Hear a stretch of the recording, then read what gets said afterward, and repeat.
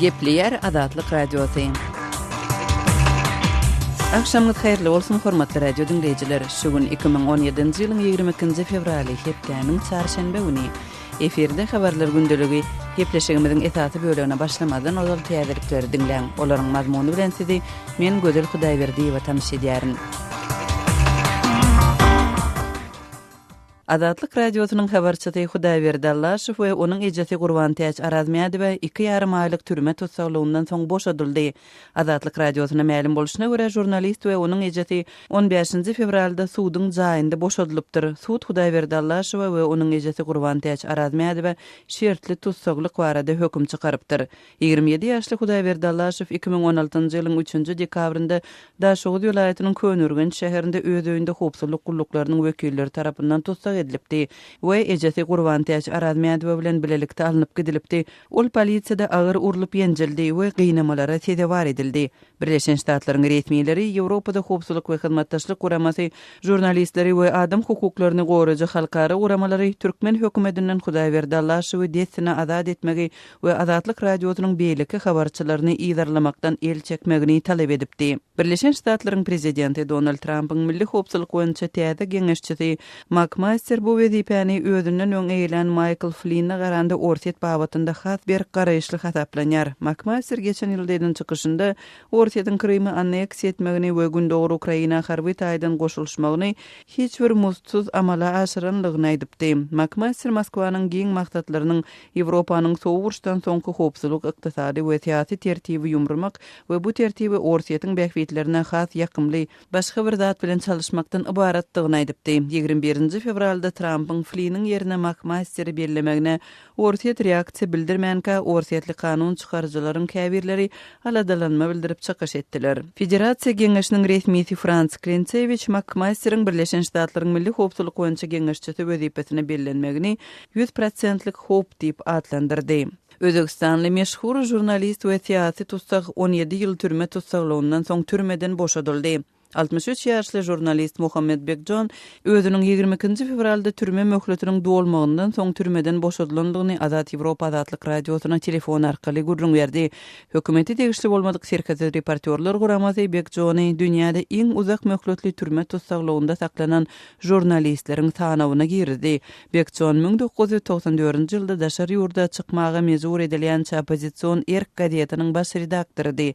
1999-njy ýylda Bekjon Ukrainanyň paýtagty Kiýewde oğurlanyp Daşkende alınıp barlypdy. Özbekistanda jurnaliste prezident Islom Kerimowa garşy guman edilen terrorçy hüjüme gatnaşmakda günä ýönküldi we ol 12 ýyl türme tutsaglygyna höküm edildi. Mohammed Bekjon aýplamalary ret etdi we olary syýasy matlaply adlandyrdy. 2011-nji ýylda jurnalistiň tutsaglyk möhletiniň dolmagyny bir aý galanda onuň tutsaglyk möhleti ýene 4 ýyl we 8 aý uzaldylypdy. Özbekistany uzak wagtlap dolandyran Islom Kerimowyň 2016 ýylyň sentyabr aýynda aradan çykmagynyň ideýany häkimet başyna geçen Şafkat Mirziýew ýurtdaky awtoritar gözekçiligi gowşatmak syýasatynyň çäginde syýasy tutsaglary boşadyp başlady. Orsetin baş suwdy syýasy aktivist Ildar Dadin babatynda ruhsat berilmedik köp sanly protestlere gatnaşmak aýplamasynyň esasynda çykarylan hökümi ýatyrdy. Baş suwdyň 22-nji fevralda çykaran kararyna laýyklykda Dadiniň işi ýapyldy. Orsetli we halkara guramalar tarapyndan syýasy tutsak hökmünde ikrar edilen Ildar Dadina 180 günüň dowamında birden has köp protest aksiýasyna gatnaşmak üçin jenaýat jazasyny göz öňünde tutýan gapma garşylykly kanunyň esasynda iş kesilipdi we ol 2,5 ýyllyk türme tutsaglygyna höküm edilipdi. Dadin baş suwdyň dinlenşigine türmeden video aragatnaşyk arkaly gatnaşdyrylypdy. Baş prokuroryň orunbasary Korjinyak Dadiniň işiniň ýapylmalydygyny, sebäbi onda jenaýat subutnamalarynyň ýokdugyny eglan etdi. Özbekistanyň Merkezi Bankynyň ýakyn wagtda çap etmegine garaşylýan 10 000 soň hümmetli täze pulunyň hasaplaşygy ýeňilleşdirjekdi gaýdalýar. Bankyň metbuat wekiliniň 21-nji fevralda Azat Ýewropa Adatlyk radiosyna aýtmagyna görä özbek kanun çykarjylary pul reformasyna degişli teklip edilen çäräni bir gün ozal tasdiklapdyr. 10 000 soň hümmetli täze pul 3 Amerikan dollaryna barabar ýurduň resmi kursyna laýyklykda bolsa 1,16 Amerikan dollaryna barabardyr. Özbekistanda iň uly hümmetli pul banknotasy 5.000 soňdan ibaret. Ol 2013-nji ýylda dolanşa girdilipdi. Hormatly radio dinleyijiler, siz günüň käbir täzelikleri bilen tanış bolduňuz. Azatlygy isleýän wagtyňyz isleýän ýeriňizde dinlemek isleýäňizmi? Munuň üçin SoundCloud tilsiminde Azatlyk radiosyny tapyň we ýazylyň. Azatlygyň maglumatlaryny ilkinji bolup dinleň. Play Store'dan ýa-da iTunes'dan SoundCloud'un tilsimini indirmegi ýatdan çykarmaň. Azatlygy SoundCloud tilsiminde Azatlyk radiosy ýazyp tap bilersiňiz.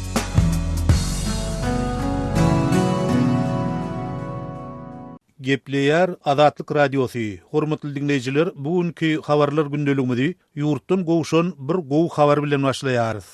Azatlyk radiosynyň habarçysy Hudaýberdi Allaşew we onuň ejesi Gurwan Täç Arazmedow 2,5 aýlyk türme tutulýandan soň boşadyldy. Azatlyk radiosyny daşywyldaky çeşmelerden ma'lum bolşuna görä, jurnalist we onuň ejesi 15 fevralda suwdyň jaýyndan boşadylypdyr. Jurnalistin özü bilen entek habarlaşyp bolmady. Emma Azatlyk radiosyna ma'lum bolan we ýagdaýdan ygtybarly çeşmelerini aýtmagyna görä, sud jurnalist Hudaýberdi Allaşew we onuň ejesi Gurwan Täç Arazmedow şertli tutukluk barada höküm çykarypdyr.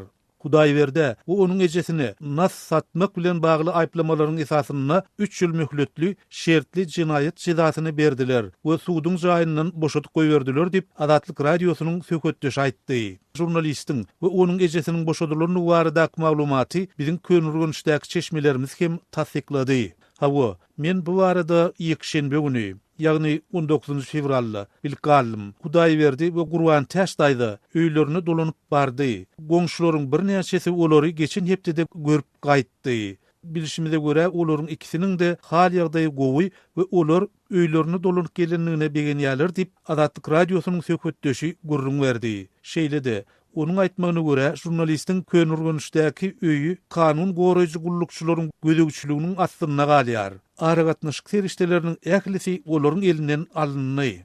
27 ýaşly Hudaýberdi Allaşew 2016-njy ýylyň 3-nji dekabryny Daşuwul welaýatynyň Könürgünç şäherine öz öýüne howpsuzlyk gulluklarynyň wekilleri tarapyndan tutsak edilip, ejesi Gurwan Täç Arazmedow bilen bilelikde alınıp gidilipdi. Onuň polisiýada agyr urulyp ýenjilendigini we etmedik günäni boyun almak üçin gynamalara sezibar edilendigini şaýatlar gurrun berdiler. Azat Ýewropa Azatlyk radiosy Hudaýberdi Allaşewiň Türkmenistanyna ýazgarylmagyny onuň jurnalistika işi bilen baglanyşdyrýar. Amerikanyň Birleşik Ştatlarynyň resmileri Ýewropada howpsuzlyk we hyzmatdaşlyk guramasy New Yorkda ýerleşýän jurnalistleri goramak boýunça komitet, düýbi Fransiýada ýerleşýän serhetsiz reportyorlar guramasy we adam hukuklaryny goraýan guramalaryň enşemesi Türkmen hökümetinden Hudaýberdi Allaşew destine azat etmegi we Azatlyk radiosynyň beýlik habarçylaryny ýygyrlamakdan el çekmegi talap etdiler. Soňky wagtda Türkmenistanyň häkimetleri Azatlyk radiosynyň habarçylaryna we onuň garnaşlaryna basyşyny güýçlendirdi. Geçen ýylyň güýdünde Azatlyk radiosynyň Türkmenistanyň habarçysy Sultan Açylowa bir aýyň dowamyny 3 gedek hüjüme sezibar edildi. Türkmen häkimetleri 67 ýaşly jurnalisti daşky dünýäden üzüňlükde saklaýarlar. Onuň telefonlary, interneti şu günkü güne çenlide işlemeýär. Azatlyk radiosynyň ýeni bir habarçysy 2015-nji ýylda Türkmenistanyna tutsak edilen Sapar Mehmet Nepeshuliýowyň akwaly bir ýyla gowy wagtdan beri nämälim galýar. Azatlyk radiosyna gowşan käbir maglumatlara görä, Hudaýberdi Allaşewiň tutsak edilmeginiň ýa-ni Daşuwul welaýatynyň häkimetleri ýerli ilat bilen duşuklar gurap, Azatlyk radiosynyň gepleşiklerini dinlemezligi tabşyrypdyr. Öz sebitingizde bolýan wakalar barada azatlyga maglumat bermek isleseňiz, bize hat ýollaň. Metbuat email bergisi gmail.com. Siz suratlaryňyzy we videolaryňyzy hem ýollap bilersiňiz. Azatlyk siziň şahsiýetiňizi gizlenlikde saklar. Siz bolan wakalar barada maglumat beriň. Biz hem habar bereriz. Metbuat email bergisi gmail.com.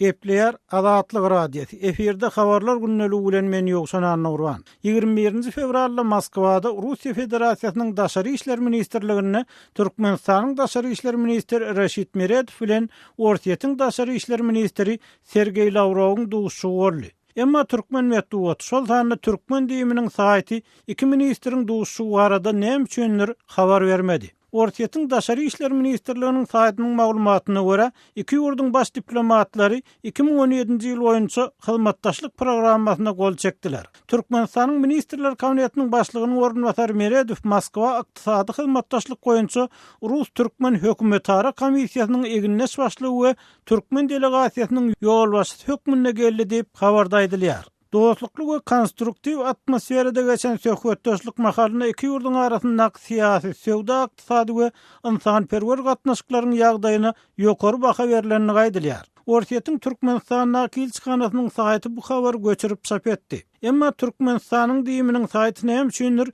21 fevralda Meredow bilen Lavrowyň duşanlygyny agdaman Moskwada ykdysady hyzmatdaşlyk boýunça Türkmen Rus hökümetara komissiýasynyň nowatdaky 10-njy mejlisiniň bolanyny habar berdi. Gepleşikler netijesinde Türkmenistanyň we Russiýa Federasiýasynyň hökümetleriniň 2017-nji 2019-njy ýyllar aralygynda ykdysady hyzmatdaşlyk programmasyna gol çekildi diýip Türkmen diýimi ýazýar. Türkmenistanyň prezidenti Berdimuhammedow 18 fevralda geçiren hökümet maslahatyny Türkmenistanyň 2017-2023-nji ýyllardaky daşary syýasy uğru boýunça konsepsiýasyny ma'lum etdi diýip Türkmen mediýasy habar berdi. Resmi habara görä Türkmenistan Birleşen Milletler Romasy, Ýewropada hyzmatdaşlyk we howpsuzlyk Romasy ýaly halkara urumlar bilen ýakyn hyzmatdaşlygy dowam etdirer.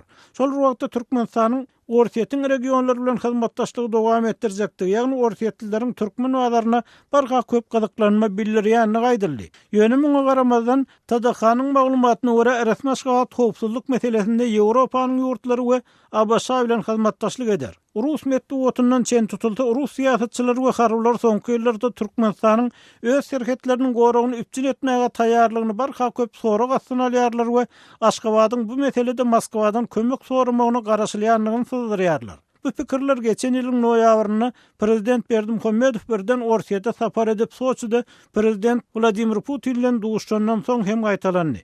Ortiýetiň syýasy barlyklar institutynyň analitik Ajdar Gurdusowna Türkmen prezidentiniň bu saparynyň Türkmenistanyň başdan geçirýän agyr ykdysady kynçylyklar bilen bagly bolmagynyň ähtimallygyny aýdypdy. Şondan soň Rus medeniýetinde Türkmen lideriniň Putinden $2 milyard karz soranlygy hakynda çaklamalar peýda boldy. Ýöne Soçyda bolan duşukda prezident Putiniň biziň heniz çözülmedik meselelerimiz hem bar. Biz bugün şolaryň ählisini sereder diýip nämeler göz tutanlygy we olar barada nähil anyk çözüde gelinenligi şuň üçin belli bolman galýar. Şu aralykda Stockholmyň parahaçylyk problemlerini öwrenýän Halkara institutynyň täze hasabatyna görä Türkmenistanyň Ortiýetden alýan ýaraglarynyň meçhurnyň Türkiýeden we Hytaýdan alýan ýaraglaryndan has azalanlygy belli boldy. Öz sewitingizde bolýan wakalar barada adatlyga maglumat bermek isleseňiz, biziň Facebook hasabymyza ýazyň. Bizi gözlegi bölümine Azatlyk Radiosu ýazyp tap bilersiňiz. Siz suratlaryňyzy we videolaryňyzy hem ýollap bilersiňiz. Azatlyk siziň şahsiýetiniňizi gizlinlikde saklar. Siz bolan wakalar barada maglumat beriň, biz hem habar bereriz.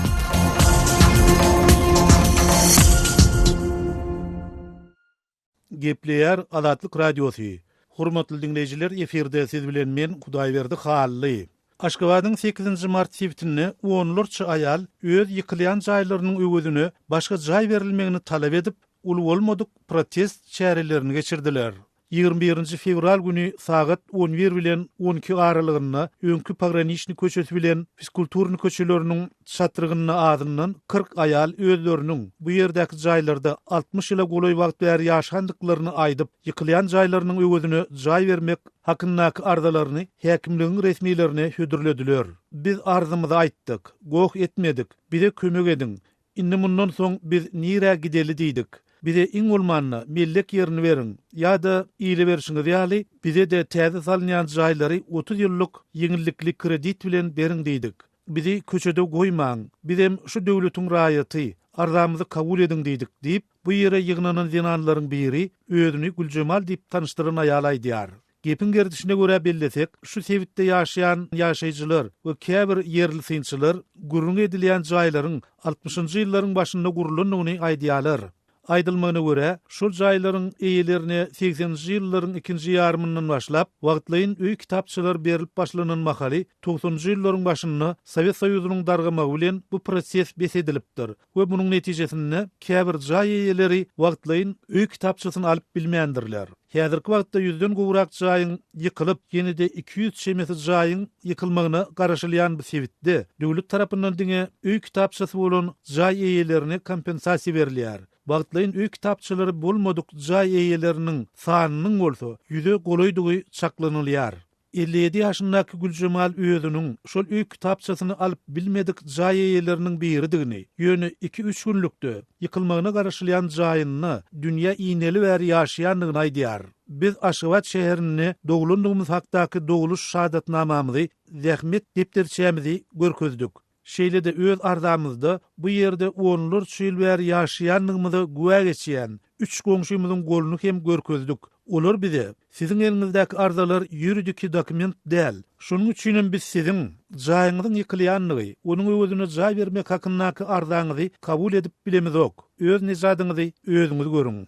Bolmasa ata-babalaryňyz haýsy etrapdan gelen bolsa, şol ýere dolanyň. Biziň häzir size millik ýer bermäge de, 30 ýyllyk ýeňillikli kredit bilen jaý bermäge de mümkinçiligimiz ýok diýip jogap berdiler diýip Güljemal gurrun berdi. Sişenbe uny häkimlik resmilerine nägililik bildiren 40 zenanyň käbiri munun öň özleriniň ýekbary şäher we etrap häkimligine arza bilen ençemegedek ýüz tutanyny, emma öz arzalaryna anyk ýazmaça jogap alyp bilmendiklerini aýdýarlar. Arzymyzy häkimlik diňlemese, biz arzymyzy kime, nire aýdaly? Kışın yağınlı ve soğuk huvalı günlerini nira gideli deyip 03 belgili garip Mercedes maşinine gelen häkimlik resmileri giden soň ayal gyzlaryň bir näçesi ağladı deyip Azatlyk radiosynyň bu sebäpti baryn habarçylary aýdýar. Sözümizin ahyryna ýatlasak, Aşgabatyň 8-nji mart sebätindäki ýol ötün Gowurdok, Aspenka, Pogranichny, Fiskulturny köçelerini we bu köçelere degişli proyezdlerde jaýlary ýykmak çärelerine ýanwar aýynyň 20-lerine başlandy. Mundan ozal has takygy soňky 3 ýyldan gowrak wagtyň dowamyny paýtagtyň çoğunly hemde şor sebätinde Köpetdag stadionunyň golaýlaryny we beýleki raýonlarda aýry-aýrylykda 15.000 çemesi ýaşaýyş jaýy ýumuruldy. Azatlygy line ulgamynda Osmok 420 773 797 383 telefon belgisi arkaly tapyp bilersiňiz. Biziň bilen habarlaşyp maglumatlary, suratlary we videolary ugradyň. Şahsiýetiňiz dogry gizlilikde saklanır. Osmok 420 773 797 383.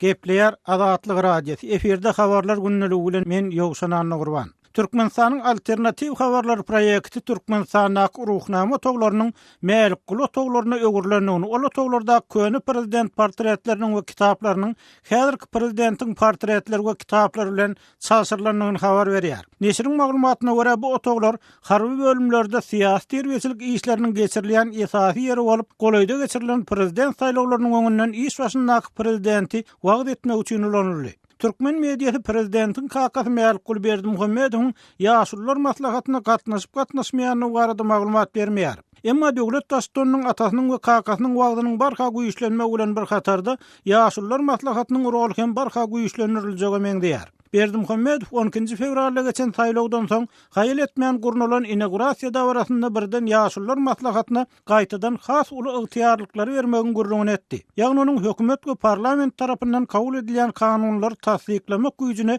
eýe edilmekçidigini aýtdy. Synçylar bu ýagdaý Berdimuhammedowyň zerur bolan siýasy ykdysady reformalara derek Niýazowyň ýurdu agyr ýagdaýa salan postsovet dolanmasyny saklamak synanyşy bilen düşünýärler. Azat Ýewropa we Azatlyk radiosynyň Merkez Aziýa ýurtları boýunça eksperti Bruce Panier'in pikirine görä Berdimuhammedowyň ýaşullar parlamentden ýokaryk çykarmak pikiri geň. Ýöne türkmen häkimetleriniň alyp barýan siýasatyna doly gawat gelýär. I suppose in some ways it's a strange move and in some ways it kind of follows what they've been doing. Bu geň sebäbi Şonda parlamenti ýaşylar maslahatyna garaşly taýin etmek onuň ähmiýetini sonra gasyna düşürýär. Başga tarapdan bir Türkmen prezidentiniň ýaşylar maslahatyny öz şahsy kararlaryny tasdiklatmak we durmuşa geçirmek üçin nähil ulananyny unutmadyk. At the same time, though, we know that historically the Turkmen president has used either the Council of Elders or previously the Halk Maslahati. Bizim bilşimiz ýaly Niýazow halk maslahatynyň teklibi bilen ömürlük prezident diýilip elan edildi diýip panyer geçen ýyl ýaşylar maslahatynyň konstitusiýaga girilen düzedişler tasdiklaýyşyny ýatlaýar. Berdimuhammedow şol düzedişler esasynda 7 ýyllyk möhlete prezident saýlandy we 4-nji möhlete hem prezidentlige dalaşgar bolmagy hukuk kazandy. Şol wagtda konstitusiýanyň proýekti boýunça Ýewropada howpsuzlyk we hyzmatdaşlyk guramasynyň ekspertleriniň beren rekomendasiýalaryndan ýüze gurildi. Bruce Panner'iniň pikirine görä Berdimuhammedow siýasatdan baş çykarmaýan ýaşylara has uly rol bermek niýeti onuň Türkmen parlamentine dol inanmaýanyny aňladýar. Berdimuhammedow megerem ýaşylar maslahatyna ulyg tiýarlyk berip belki de parlamentiň statusyny çäklendirmek isleýändir. Şol wagtda onuň parlamenti dolandyrmakdan ýaşylar maslahatyny dolandyrmagy aňsat hasaplayan bolmagy mümkin diýip Panner aýdýar. Berdimuhammedow ýaşylar maslahatyna gaýtadan Niýaz döwründäki ygtyýarlyklar bermek niýetinden mäğlup toglaryny dolanyp belsek, bu ýagdaý ýurdun gaýtadan türkmenwaşy Atamrat we Gurban Sultan ideologiýasyna dolanýanyny, ýöne bu gezek bu ideologiýanyň gahrmanlarynyň arkada mäğlup boljakdygyny tasdikleýär. Türkmenistanyň alternativ habarlar proýektiniň ýazmagyna görä Mälik Berdimuhammedow hormatyna döredilen otaglar goranmak milli howpsuzlyk we içeri işler ministrlikleriniň, Serhet we Harby deňiz gulluklarının kadrlaryny taýýarlayan okuw zaýlarynyň ählisini, harby bölümlerde güýç we kanun goraýjy guruluşlaryň bölümlerinde hem hereket edýär. Resmi maglumatlara görä içeri işler ministrliginiň maýory bolan Mälik Berdimuhammedow hormatly diňjalşy çykmadyndan öň Türkmen regionlarynyň birinde türmelere we koloniýalara gözegçilik edipdir. Kadrlar meselesine seredipdir.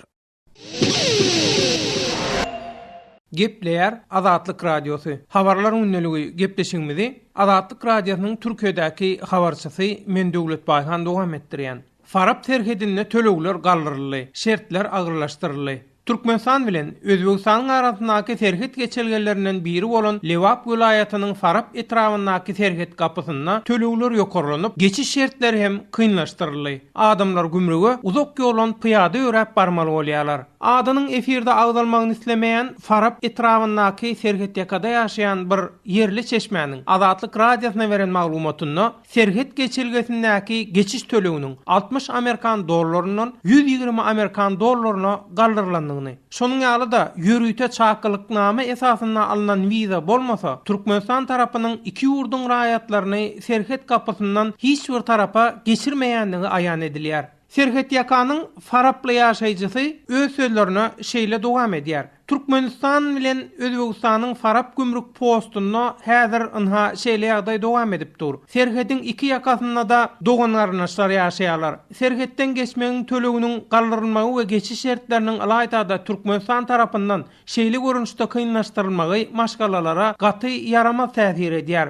Oğulum güzeran kynçylyk bolan we oğulku tölegen berip bilmeýän adamlaryň ýokarlanlaryň bahadan tölegi bermegi mümkin görünmeýär. Serhetiň iki tarapyndan gelip goşan isleglerde men bu maglumaty Azatlyk radiosynyň üstü bilen degişli ýol başçylara ýetirmegim haýyş edildi. Serhet ýakanyň ýaşaýjylary dogan garnaşlaryň toýuna ýasyna gidip geler ýaly el ýeterli şertleriň ýoly goýulmagyny haýyş edýärler. Aýdylyşyna görä geçerli wizasy bolanlaryň Farap gümrük geçelgesine ýoluň ýarsyna ulugdan uzak ýolu ýörep barmagy talap edilýär. Hatda Türkmenistan tarapyndaky gümrük işgärleriniň Serhet geçelgesine adam daşaýan taksiçilere gümrüge adam getirmäň diýip ýygyderli haýwat atyp duranlygy we käbirine hem ýörüýte jerime salnanlygy habar berilýär. Şol wagtyň özünde Farap gümrüginden geçýänlere hem Türkmenistan tarapyndan gaty gödök çemeleşilýändigi habar berilýär. Ýatlap geçsek, Özbegistanyň prezidenti Şawkat Mirzaýewiň Harezm vilayatyna saparyna 2 gün galanna Serhet ýaka ilata Özbek Türkmen serhetinden 3 günlük wizasyz geçip gelmäge ýol açylypdy. Mundan 4 ýyl ozal Özbegistanyň garaşsylyk gününiň öňü tirasyna serhet geçelgesi ýapylyp, 2 goňşy ýurdun ilatyna gyýska wagtlyk wizasyz geçip gelmek düzgün ýatyrylypdy. Azatlyk radiosynyň Özbek gullugy bilen gurrundaş bolan özüni Mustafa diýip tanadan raýatyň aýtmagyna görä, Şabat serhet geçelgesinden adamlar goňşy Türkmenistana geçýärler. İki ýurdun arasyndaky serhet 25-nji ýanwarda açylypdyr.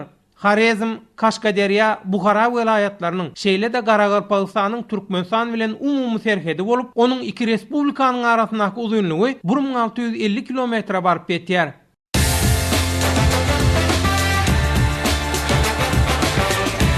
Gepleýär Azatlyk Radiosu. Azatlyk Radiosunyň rus dilindäki web sahypasy işläp başlady.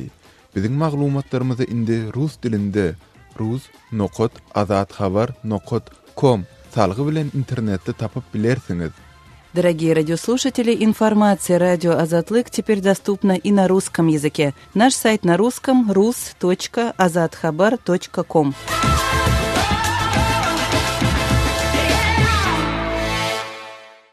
Gepler Azatlyk Radiosu.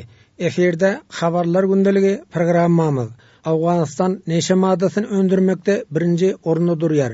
Bütün dünyada sarf edilen neşe maddasynyň agramly bölüminiň Awganistanda öndürilýändigini Birleşen Milletler Guramasynyň neşelere we halkara jinayetçilerine garşy görüş boýunça idarasy ma'lum edýär. Demirgazyk Awganistanda öň göknar kan öndürilmeýärdi. Türkmen obalarında bolsa öz yerinde neşe öndürýän deýhan ýok denýäldi. Ýöne soňky günlerde Demirgazyk Awganistanda howpsuzlyk şertleri yaramazlaşdy. Obalaryň aglabasyna jeňçiler iýeçilik edýär. Yaraglylaryň neşe önümünden hakalýandygy aýdylýar. Yerli hepdelik bazarlarda neşe maddasynyň açaçan satylýandygyny Demirgazyk Awganistanda ýaşaýan bir türkmen obahyjylykçy gurunberdi. Taç Muhammed bilen söhbetdeşligi size hödürlýär. Men özüm Taç Muhammed. Obalardan tiriyek ekdilermi şeýle? Ekdiler awa. Nähile tiriyegiň bazary? Teriýegiň bazarym şu owalaryndan nagydykdy. Indi şüpürli boldan azıcık soslap dur. Şondan yaraglylar tek salýa, salygda alýa diýip eşitdim, şu dogrymy? Hawa ola alýa. Hançadan beri alýa? Ony müňüne 50 rupy. Bazarda satylýar diýip eşitdim, şöýde satylýarmy? Hawa ikisine de satylýar. Mannaý we hawa. Tiriyek mandaýynda yaraglylar öz adamyny goýanmy?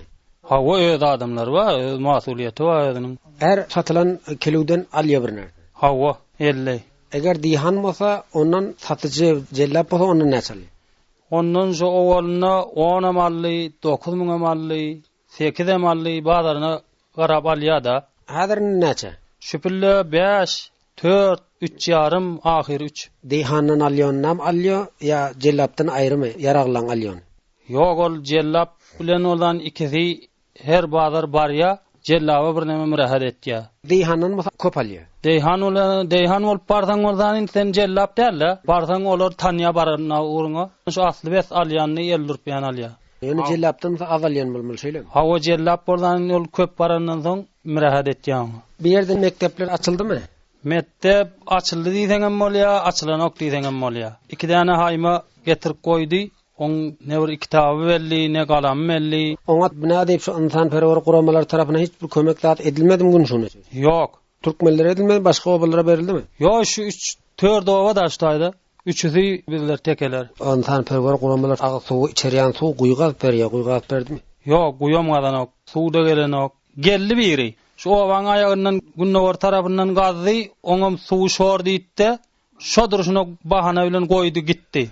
Hawa bir ýerini gazdy, ondan şor çykdy, ýoka kybladan owaň ýokaryndan gazdy diýsek, onu kıyın gördü. Onu aýtdyk, öňe sürdük, biz aýtdyk, şunu sen gözleşmeli bolýaň, biziň ýazyň aý günimiz kıyın, gyşan bir nähili bir suw ýokardan ziýat bolandan soň bize goýberýärler, bolmasa suw içme suwumuz kıyynrak, mala bekully maldan açykdyk biz diýdik. Gitdi, bir ýerden şor çykdy, ýene bir ýerden gaty gördi, biziň umytymyz şola, şoň üçin gelenler diýip bize gaty köp begendik. Gepleşik taýlap azatlygy ýetiren Şaýmerdan Ulumrady.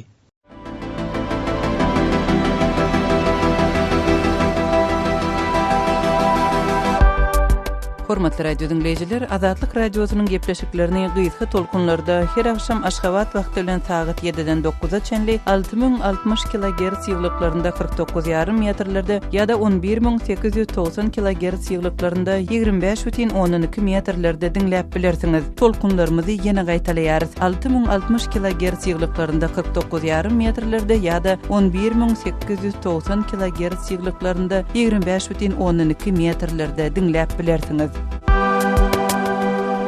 Azatlyk radiosynyň gepleşiklerini dinleň. Hormatly radio dinleyijiler, şunuň bilen habarlar gündeligimiziň şu günkü sanyny geçirip gotarýarys.